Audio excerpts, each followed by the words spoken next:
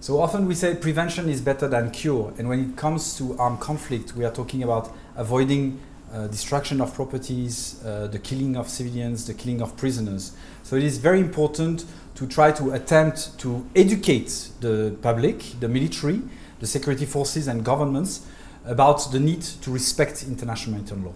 But how to do it, and that's the point of this conference. How can we influence people so that we see better respect for international humanitarian law?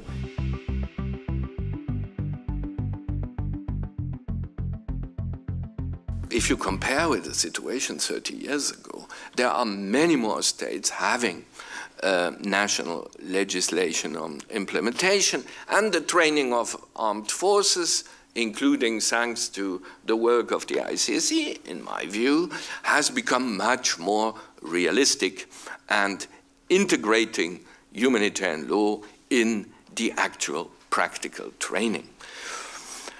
Repression has also made, at least in the books and in the institutions, a lot of progress. Now, with the international criminal tribunals, the International Criminal Court, but also domestic tribunals, prosecute sometimes people who have committed war crimes. Obviously, this has a preventive effect, but the reality is that in most armed conflicts around the world, there is still total impunity. In my view, the main problem is nevertheless enforcement during armed conflict to stop violations. And there, humanitarian law, in my view, has good mechanisms, but these mechanisms are simply not used. Protecting power, perhaps not so much. International humanitarian fact-finding commission would be wonderful if it could finally work, but states don't want it. What remains is prevention, because at the stage of prevention, in particular in peacetime, states which are so obsessed by sovereignty, which are so much afraid that someone interferes, they are less afraid in peacetime, and if people are well trained, then it will work even in wartime. Personally, I think but one element simply of prevention which could be improved is to narrow the gap between promises and reality.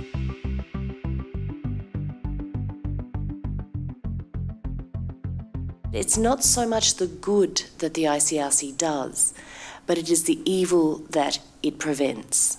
And I think it's really important to reflect on the concept of prevention and understand it in trying to capture it, as it's about what we stop happening, not about what happens. I think it's also very important to locate right at the start that, as we all know, human suffering during times of armed conflict is currently at an unacceptable rate. But even if everyone followed the laws of war, that wouldn't stop all the suffering. I think we need to be very humble in understanding that IHL is about mitigating or reducing suffering, but also remember that actually if you want to stop true suffering, it's about trying to get stronger will to resolve issues of the use of force. And you don't hear as much criticism of road traffic laws and the fact that, oh, they don't work anymore, when you actually see that people speed and don't obey the law. I think in many other areas of the law, we absorb it into our daily life and understand that the fact that it's not always followed doesn't impact on the legitimacy of the framework. The wrong impression that IHL is nearly all the time violated. An impression you could get if you look at the media, if you look at NGO reports. But I'm convinced it is wrong and it is dangerous. Now, I have worked in the past only in a few conflicts, like Iran, Iraq, the Palestinian occupied territories, the former Yugoslavia and Pakistan, and I must say, in all these contexts, I have experienced cases of respect, unfortunately not only, but also cases of respect. And I think perhaps the ICRC could have on its website every 2 weeks a case from a conflict, obviously being neutral from both sides, showing that IHL works. and it is respected in some instances.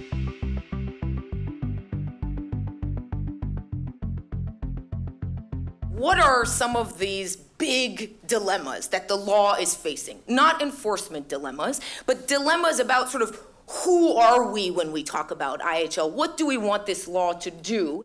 For the dilemmas, my framing, if you walk with me down this road, is that each of these dilemmas, either now or in the coming years, will face a turning point or a breaking point.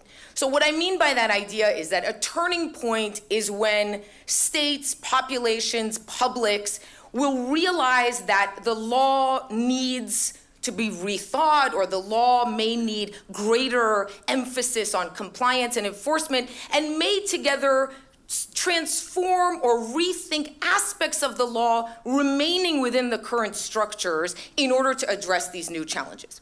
A breaking point to my mind is where those same challenges cause a reaction not of coming together and maintaining the consensus to come up with newer ways of implementation, but rather that states and publics would break with the current law. They would say, that's it, it no longer fits with what we are facing, the challenges we are facing. So dilemma number one in this context is the principle of distinction under IHL. The idea that we are witnessing in many conflicts around the world, but also in many decision-making tables of legal advisors and commanders around the world, an increased blurring of the line between civilians and combatants.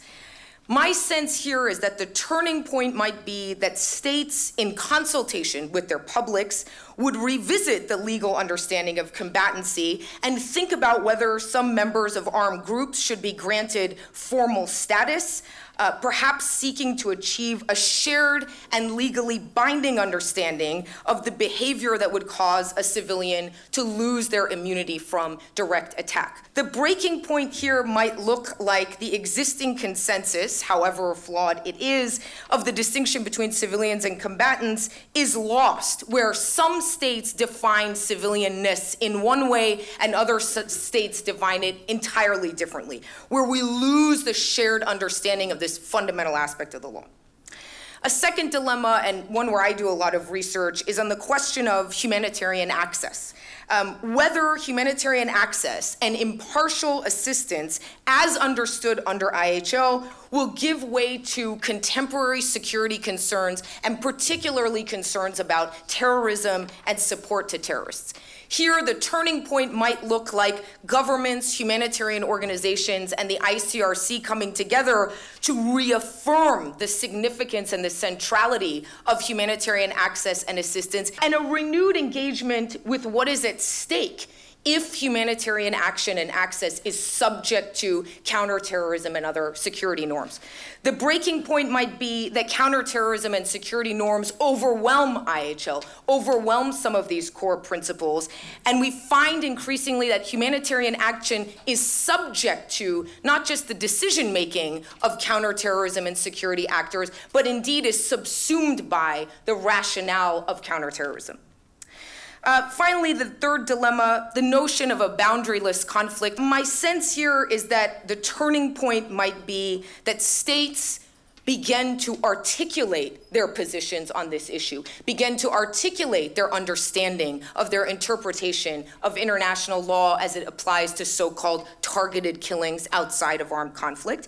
And we are able to engage in an honest and open dialogue between publics and governments, between militaries and civilians, about what is at stake when we move towards arguing that IHL so-called follows the fighter anywhere he goes in a non-international armed conflict. The breaking point might be that states continue to make international law determinations in private, in classified contexts, behind closed doors, without dialogue with the public, and we find that we have a real fracturing of the basic understanding of where armed conflicts begin and end, and who can be subject to lethal force by states.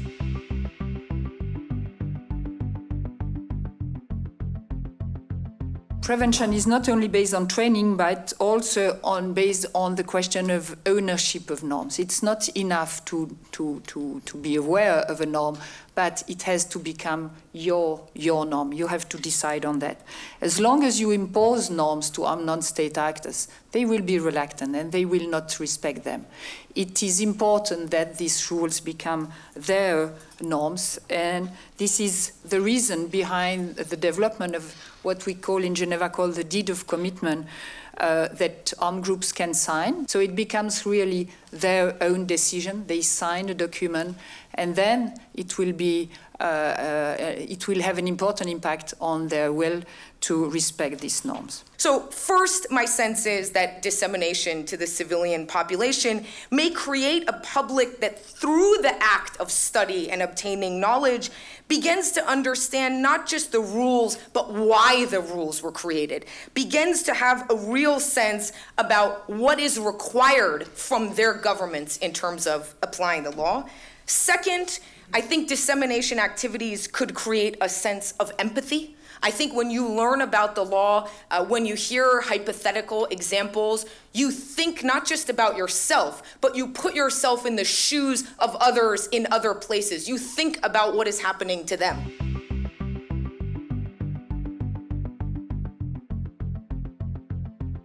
Three points are important. First, the regularity in the training. It's a permanent task to provide training for armed groups. In Geneva Call, it is either on specific IHL norms or on general IHL. We work also on the dissemination of the rules, and it's perhaps where there is some difference with regular armed forces, in an accessible language, through video messages, booklets, simple messages, and lately through a phone quiz, because the level of education among the combatants of these armed groups is sometimes not very high. The second aspect I want to mention is the question of implementation. There are several challenges on this respect. The first one is the challenge related to the uncertainty of the applicable legal framework. If we want armed non-state actors to respect international law, we first have to be able to tell them what the law is. And when we are not able to make it clear, and sometimes it's a case, we run the risk that all our efforts to convince them to respect international law or to give them incentive to respect the law will fall flat. A second challenge is the question of command and control and the fragmentation of armed groups. The ability of armed non-state actors to disseminate orders and implement decisions through their chain of command can vary greatly. And there are also many situations where armed groups split into different factions, and this is why it is important in the dissemination and the training to work on a long-term engagement at the different level, commanders, but also fighters in the field. The third challenge is the capacity and ability to implement the obligation. This is another challenge, and the technical capacity of, so for instance, signatory to the deed of commitment on commitments such as reintegration of demobilized child soldiers or mine removal. It is an obligation in the deed of commitment banning anti-personnel mine. Signatories to the deed of commitment would ask for equipment such as mine detectors or GPS technology. While their motives may be legitimate, there are limits to what a humanitarian actor can do. And we, of course, have to draw the line at providing dual-use technology which can help armed groups to gain a military advantage. A fourth challenge is access. The access challenge is complicated in some situations by the opposition of the concerned state or a third state to humanitarian engagement of armed non-state actors. My last point is the question I mentioned at the beginning, accountability. Today, armed groups can be held accountable at the national and at the international level. The risk of being held criminally responsible at the international level can be a powerful incentive for armed groups to seek to respect IHL. They see, however, And we have a lot of discussion with them on this question. The system is biased since most of the cases at the ICC concern members of armed groups and do not address so much violation committed by states.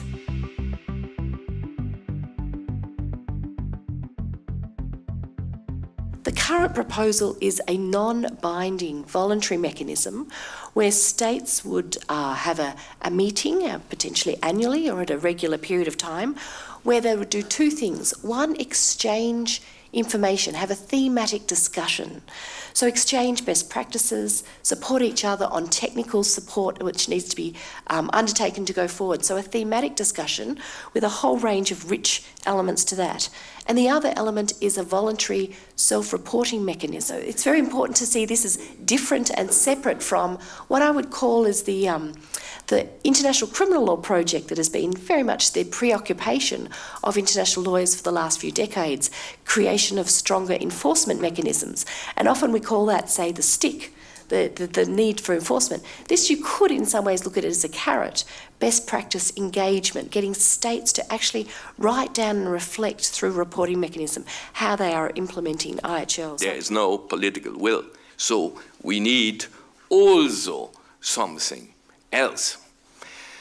And this is what Switzerland and the ICRC understood, because they have made an initiative trying to get in humanitarian law what we have in so many other branches of international law, human rights law, international environmental law, and so on. A treaty body, a treaty mechanism to get respect and to discuss about violations. Now you have on the ICRC website all the discussions. States do not want a mechanism dealing with violations. Perhaps it will be possible that this mechanism hopefully works with on prevention. Obviously, our states do not want an IHL mechanism. They should not be astonished that mechanisms of other branches, such as human rights law, such as the Security Council, deal with violations of IHL. And in my view, states should not then criticize that these people are less competent in the two senses of the word, and double standards and so on. This is inevitable, regrettable, but I think better this than nothing.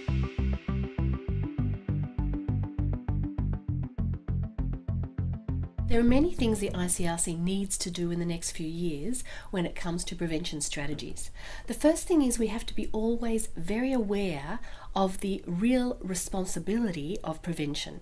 Prevention lies in the hands of states and warring parties under the laws of war. That being said, we have a particular role to play to try and influence these warring parties. What we've learned over many years of doing this work is we need to be very clear about the law, but we also need to be very multidisciplined. And you can see this reflected in the team that we put together across the Department of Law and Policy. We need legal experts, we need policy makers, we need former military officers and former police officers, we need sociologists, we need academics, but we also need to be innovative and creative. We need to put out documents, but we also need to engage in ways that makes traction, makes the laws of war have real sense to people out there in the public.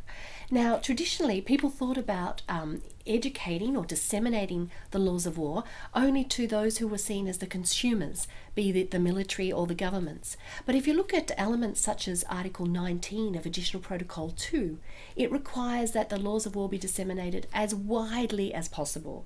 So we need to also engage in ways, whether it be through video games, virtual reality tools, continuing to put out high quality academic journals, textbooks, and also sort of campaigns such as Healthcare in Danger to raise awareness of the humanitarian problems.